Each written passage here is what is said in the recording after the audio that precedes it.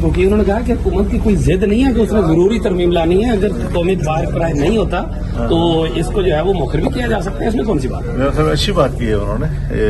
ये होना भी यही चाहिए कि किसी तरीके से भी उजरत सवार नहीं होनी चाहिए। हमने 18वीं तरमीम में 9 महीने गुजारे थे और आज हमें अगर कोई कहता है कि 9 घंटे भी आपको नहीं दे सकते हम या 9 दिन भी नहीं दे सकते तो अच्छी बात नहीं है। मेरे ख्याल उनकी बात सही है। आप समझते हैं कि पॉलिटिकल क़यादत जो है जिस किस्म की तरमीम आ रही थी उसमें पॉलिटिकल क़यादत इज्तिमाई दानिश का मुजाहरा कर रही है और इससे जो एक तरह से जिसको फंदा कहा जा रहा था उससे बच रही है? देखिए, जो चीजें हमारी नजर में गलत थी हमने गलत कहा और हम उस गलत को महव कर रहे हैं।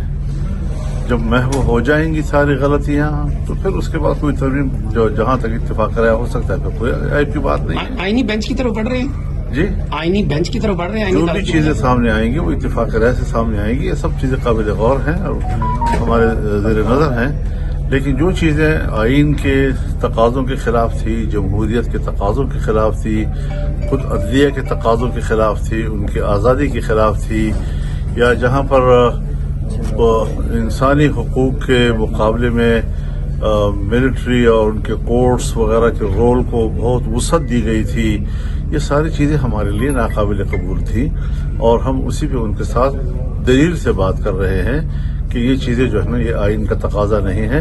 हमें जो कुछ भी करना है आइन के तकाजों के करीब करीब करना है।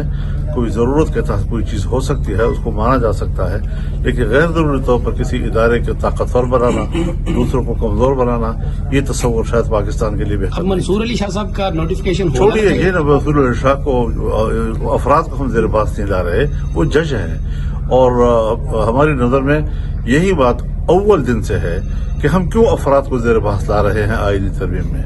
Thank you.